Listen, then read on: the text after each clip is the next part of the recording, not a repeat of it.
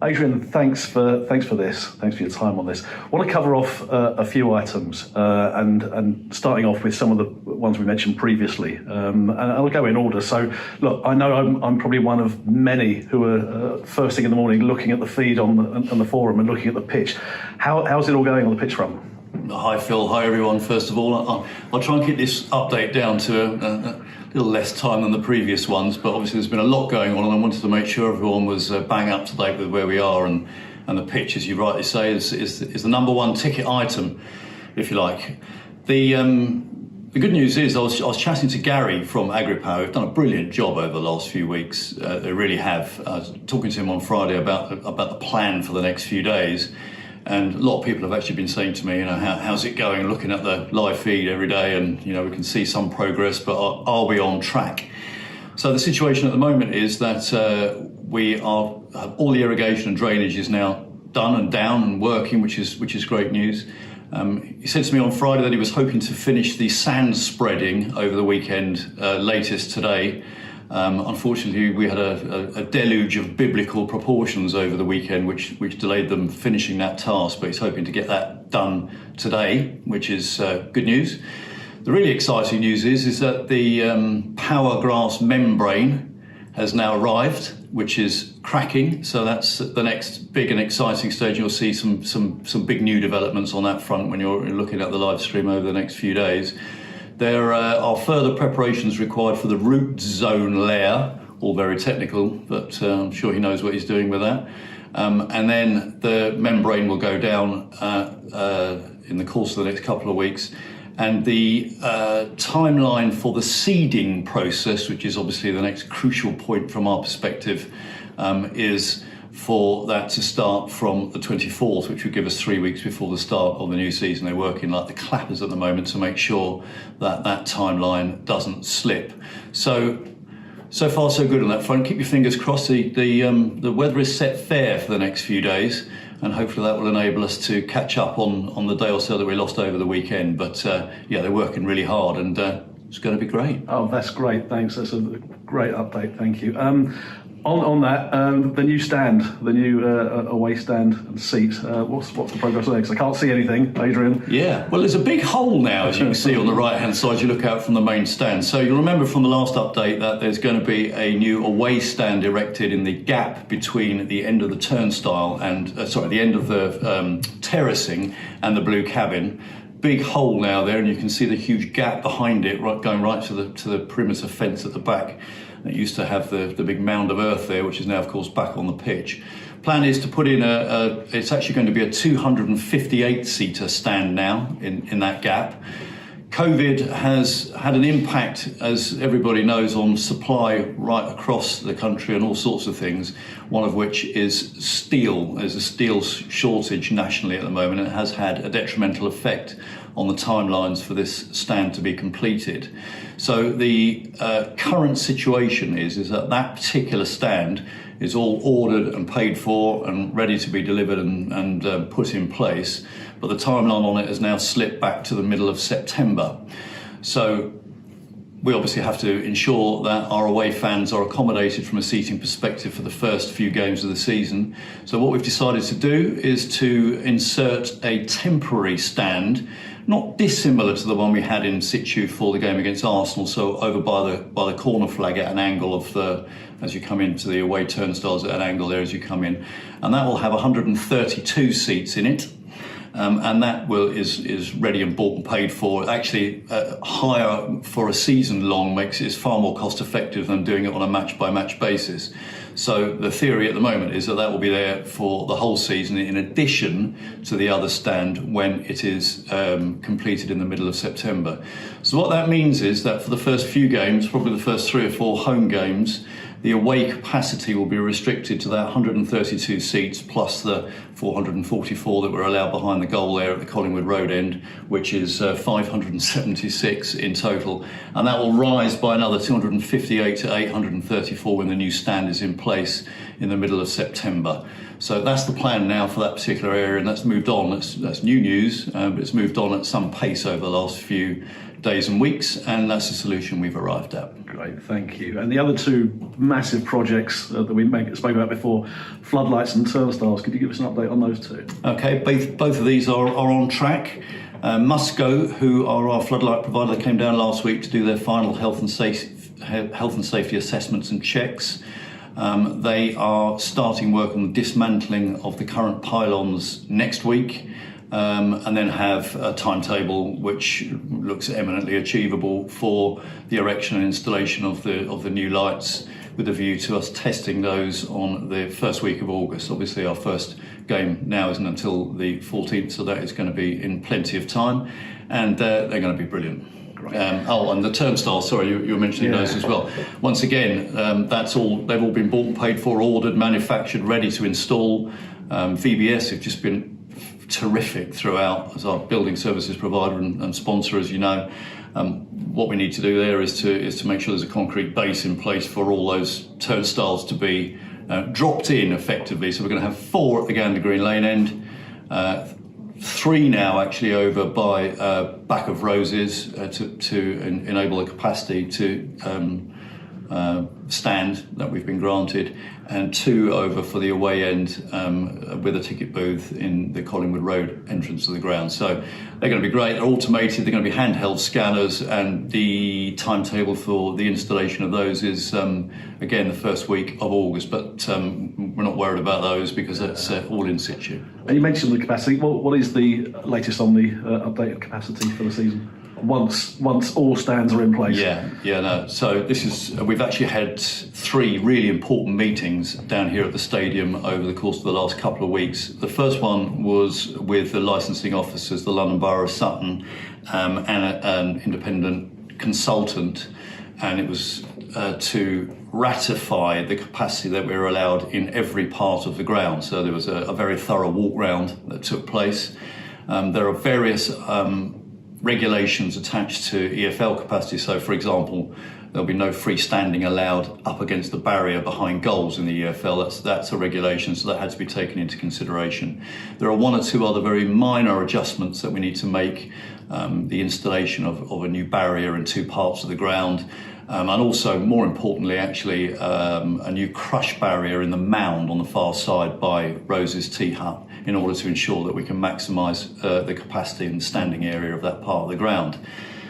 All that being in place, so with those with the barriers in place, that new crush barrier over there, and the 2 stands in situ in the away end, we've been granted a total capacity of 4,877 which is a very precise figure, isn't it, for our first season in the EFL. So that easily covers the criteria required for us to comply with the capacity regulations in the EFL, which is great news.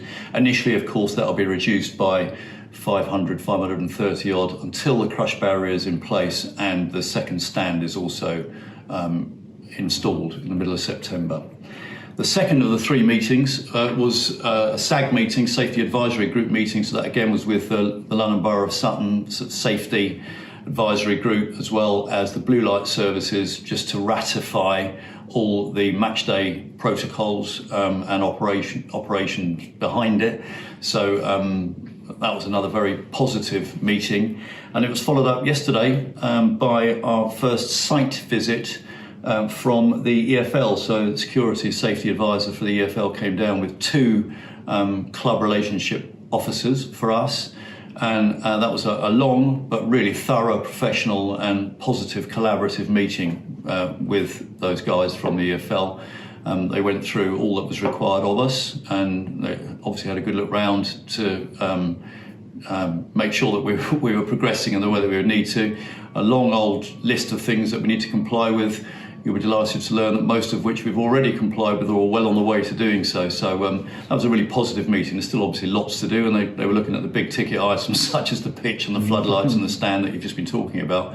But lots of other things as well, like measurement of the changing rooms, how the officials would be dealt with on arrival, car parking, all that kind of stuff. So it was a very detailed and very positive meeting. So that's the situation vis-a-vis capacity. Well, that's great, thank you. And obviously what we speaking about is everything that's inside the ground. I know we just hit on referees' changing room. What else is going on outside of the ground in terms of other buildings coming in? Yeah, lots of changes to the infrastructure here at Gander Green Lane. As you can see on the live stream camera, but behind it there are also going to be some other quite big changes. There are 3 new buildings arriving, one of which is arriving quite soon, actually, in the next 10 days or so, and it's going to replace the existing blue cabin, which is not blue anymore because all the cladding's been taken off it. It looks a bit of an eyesore, to be honest, but that's going to be removed and replaced with a new construction, which is effectively going to enable us to comply with the regulations as laid out by the EFL for officials, changing rooms, doping room, treatment room, that kind of thing, so that we can ensure that the away changing room is of the requisite dimensions as well to comply with the EFL regulations. So that is going to be in place hopefully in the next couple of weeks. A lot of work being done on that front. And then to coincide pretty much with the arrival of the new stand, the away stand, sort of middle to end of September, we're going to have 2 new buildings, one for the academy in the far side of the car park. So as you come in, immediately right in that corner over there where the old pigeon hut used to be. Yeah. That'll be a brand new academy office and classrooms there. Huge amount of work being done by Phil and Marvin and Ricky and the academy team at the minute. They've just been working their socks off too. So that'll be a great new addition to the mix. And at the same time, we're also going to have a double-tiered building which will house a new gym, physio, office equipment and offices for the management team, and obviously for the players' breakout area, so that particular side of the ground, sort of by the old turnstile that will no longer be in use, the side of the grandstand, that'll be a kind of sterile players area, if you like, for them to abutting and adjoining their changing room. So that will be arriving too at the middle to end of September. So lots going, and there are lots of other things as well, lots of other ground. So we've had to get, for example, frost covers. They're on order. They're bought and paid for. They're coming. A new ticket booth, because obviously you can't just turn up the cash at the turnstile, you have to buy a ticket from somewhere in advance. So we're going to have a couple of ticket booths, one will be in the shop, one will be in the away end, a new generator. There are new gates that need to be put in the perimeter fence for security purposes. A few walls need to be repaired and removed and altered. Of course, main services, new toilets, Wi-Fi, and of course the big conundrum about what to do with the car park, which is another big project in itself. So all sorts going on behind the scenes too. Absolutely. And look, it wouldn't be the same if we didn't have a chat without me asking the question I ask you 5 times a day. Season tickets, how have sales been? Do you know, I'm really delighted with the way the early bird finished, Phil. We're up now to 1,335, not that I'm close to the figure at all at the moment, which is a great figure at this point with a month to go to the start of the season. I still think our season tickets are fabulous value for money. And if you're aged 23 or under, they haven't gone up, of course. And now that the Euros have finished and they'll be focused back on the domestic campaigns, I'm hoping that the excitement surrounding our debut season in the EFL will prompt some more people to purchase season tickets as that build-up commences, particularly, as I say, for that kind of 23 years and under, where the prices haven't altered at all. So I'm hoping for somewhere between 1,500 and 2,000. Mm-hmm. It's a great start. We've still got a month to go, and we always see quite a big glug of new sales just before the start of the new season. So here's hoping that happens again this season. Good. Just a last couple of things. As I was driving in, I was stopped by workers by the club shop. What's the club shop's now moved? What's the plan in terms of opening and its position there? Okay, so the club shop, as you rightly say, has been picked up and put in a new location in the big focal point in the middle of the car park as you come in. Because there is so much going on around the building site at the moment, lots of heavy goods vehicles, we're not able to physically do anything until that situation becomes safe and secure for people to come in here and see what we've got. on sale from a merchandise perspective, and there are lots of new lines in. We've been working really hard, and you're one of them who's been doing so with Gareth, Phil, where we've fitted out the new shop. Lots of new stock has arrived, and that's also going to coincide with a revamp of our online offering. So there'll be a new online shop too, with a revamped website presentation on that front. And what we're looking to do, I think, with regards to the actual opening of the shop is to coincide with when the season tickets are available to collect, and also obviously when the site is safe and secure. Where we're at the moment with regards to the season tickets is that, in actual fact, my next meeting at 11:30 today is with our ticket provider. We've appointed a company called SUFCtv, really professional looking outfit, where we are obviously going to be coming up with the final solution vis-a-vis what the season tickets themselves are going to look like. They've obviously all got to be kind of barcoded and have a little credit card that you'll carry around with you, but there'll also be a solution on to print and also on your phone and through any other device that you've got so it'll be quite a flexible set of solutions there. But we've also got to look at walk-ups or how we're going to deal with those, and indeed things like the detail of the grandstand configuration, which seats are available to sell, how we're going to be doing that. So that is a project in itself that we're hoping to come to fruition in the next 10 days to a fortnight or so. We're hoping that the season tickets will be available for collection and dispatch towards the end of the month, and also then of course that match day tickets can be bought in advance. We'd like as many as possible to be bought in advance to facilitate entrance on the day, but there'll also be the opportunity for people to come along and obviously buy on the day, but the more that we can sell in advance makes it a lot easier. So that's a big job in itself as well, and the shop will be a focal point in that regard. Thanks. And a final one for me really is just about the team. Obviously it's a bit different this year because they come here for breakfast, they drive off for training, they come back, have lunch, and then they've got their own afternoon commitments as well, where they've done lots of work with the community, which is ongoing programme for the next sort of couple of months at least, and probably beyond. How are they all settling in? And we've got new guys joined as well. Any update with the team? Yeah, I chat to Matt on a regular basis, and just like to thank Matt and Jason and indeed all the squad of players for how they've joined in on our various school visits over the course of the last few weeks. It's been delightful actually to go and visit these schools. A lot of them have been primary schools, but we've got a secondary school also that we're seeing actually tomorrow, and on Friday they're doing a specific Sutton United project which is cracking, and the management team and players have been just superb in their cooperation in that regard, and the joy on the faces of these kids is a sight to behold. And as far as the team is settling in, from what Matt has described to me, and we'll catch up with them hopefully later, believe it or not, it's only been 7.5 weeks since that intoxicating day against Hartlepool, and we're off again tonight, off to Chesham for a pre-season friendly. As I understand it, the new guys are settled in really well, and they're delighted with the training ground facility up at Sutton Grammar, and it's so far so good. So we're really looking forward to seeing how the thing progresses over the next weeks and months. Can't wait. Look, thank you. It's been great, and better let you dash your 11:30. But Adrian, thanks very much. Listen, great. Thank you very much, Phil, and looking forward to seeing everybody. Can't wait.